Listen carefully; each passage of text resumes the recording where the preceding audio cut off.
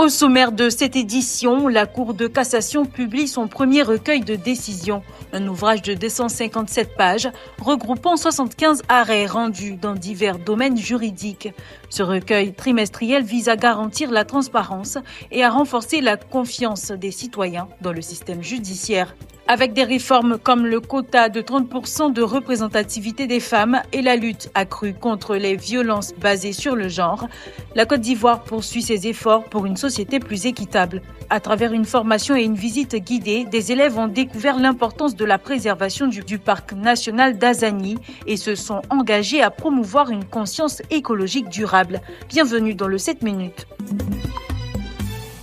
Il existe désormais un recueil des arrêts de la Cour de cassation. Ce premier volume de recueil des décisions de la Cour de cassation, qui s'étend sur 257 pages, comprend 75 arrêts rendus dans les domaines civil, commercial, social et pénal. Dédicacée par le président de la Cour de cassation, cette œuvre a pour but de rendre accessible à tous les différents arrêts rendus par la Cour de cassation. Nous célébrons ce jour le premier numéro.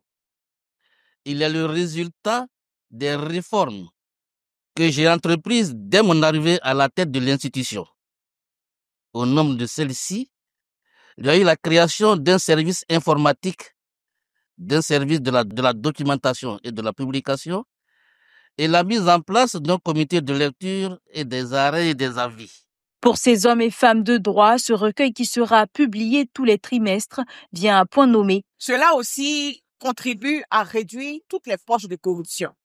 Parce que si vous savez qu'il y a telle décision qui va être rendue, aucun magistrat ne peut se livrer à une aventure solitaire en rendant une décision qui est en dehors de la jurisprudence de la Cour de cassation. La publication des arrêts de la première juridiction de l'ordre judiciaire contribue à l'évolution du droit, à la clarification des décisions, à l'harmonisation de la jurisprudence et constitue un outil pédagogique pour les étudiants et les enseignants. Des réformes majeures comme le quota de 30% de représentativité des femmes dans les assemblées élues et la révision du Code de la famille, la Côte d'Ivoire avance vers plus d'égalité.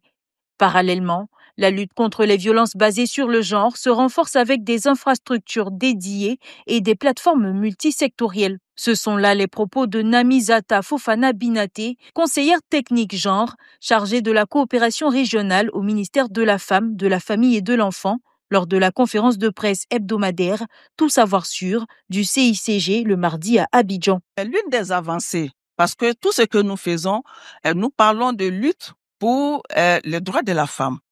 Mais ça voudrait dire quoi? Qu'il faudrait que là où nous prenons les décisions, que les femmes soient présentes à ce niveau.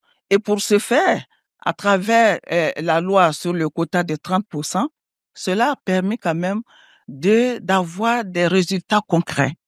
C'est vrai, on dira que c'est peu, mais nous sommes dans un processus. Namizata Fofana a salué ses avancées en matière de promotion des droits des femmes, tout en rappelant les défis restants, notamment en matière de lutte. En 2024, par exemple, on a enregistré 9607 cas de VBG qui ont été déclarés, dont 920 cas de viol, 287 agressions sexuelles, 25 mutilations génitales féminines, 2030 agressions physiques, 153 mariages forcés, 4394 dénis de ressources, d'opportunités ou de services, 1798 violences psychologiques ou émotionnelles. En 2024, 9607 cas de VBG ont été recensés et pris en charge, incluant 920 cas de viol, 287 agressions sexuelles. Pour renforcer cette lutte, 95 plateformes multisectorielles, des centres de protection de la petite enfance, des centres d'action communautaire pour l'enfance et 4 centres d'accueil pour femmes et enfants victimes de VBG. Former une jeunesse engagée, responsable et porteuse de solutions, c'est l'objectif de la panafricaine des groupes bibliques universitaires, un événement majeur qui se tiendra du 1er au 9 août 2025 à Yamoussoukro. Plus qu'un simple rassemblement, cette rencontre triennale veut façonner une nouvelle génération d'acteurs de changement à travers la foi et l'action sociale. Sous le thème « Croître à tous égards en communauté d'impact », près de 1500 participants venus de divers horizons réfléchiront à leur contribution au développement des universités et des sociétés africaines.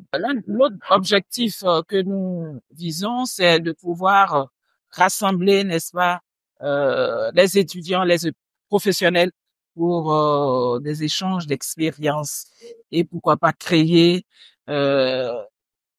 un réseau, n'est-ce pas, de professionnels et d'étudiants. Au-delà des réflexions spirituelles, la Panafricaine 2025 sera marquée par plusieurs actions sociales concrètes, séances de reboisement, dons de sang, assistance aux personnes vulnérables, campagne de sensibilisation. Une véritable dynamique d'impact qui s'étendra bien au-delà des universités. Durant ces 10 jours, cette grosse semaine-là, nous aurons non seulement en interne des conférences, des ateliers de réflexion, d'échange, des moments de réseautage, mais nous ne voulons pas seulement avoir des activités entre nous, centrées sur nous. Nous aurons aussi des activités à l'extérieur. Et nous parlons d'activités d'impact. Nous aurons donc une campagne de dons de sang. À quelques mois de l'événement, l'enthousiasme est palpable. Tous les regards sont désormais tournés vers Yamoussoukro, où la jeunesse chrétienne africaine s'apprête à écrire une nouvelle page de son engagement pour un avenir meilleur. Pour préserver durablement le parc national d'Azani, la direction de zone sud de l'Office ivoirien des parcs et réserves a misé sur l'éducation environnementale les 7 et 8 mars 2025 à Grand Laou. Les meilleurs élèves du lycée moderne Arsène Hucher Assouan, du collège Mami Badjo et du collège Euphrate ont bénéficié d'une formation et d'une visite guidée du parc. La formation s'est déroulée autour du thème « Préservons l'environnement, source de vie ». Nous voulons compter sur vous. Nous voulons faire de vous en ce jour des ambassadeurs du parc national d'Azani. Que partout où vous allez arriver, vous puissiez donner le message du parc national d'Azani, à savoir le conserver, ne pas faire de chasse à l'intérieur, ne pas faire de capture d'animaux, ne pas faire de pêche à l'intérieur, ne pas rentrer sans l'autorisation du gestionnaire. Le message que vous apportez aujourd'hui, c'est de protéger, préserver l'environnement. Sinon, s'il n'y a pas de forêt, qu'allons-nous faire? Par cette action, l'OIPR espère éveiller une conscience écologique durable chez les jeunes générations. Et c'est en cœur que les élèves ont pris un engagement fort. C'est la fin de ce 7 minutes. Merci de l'avoir suivi. L'information continue sur 7info et sur www.7info.ci.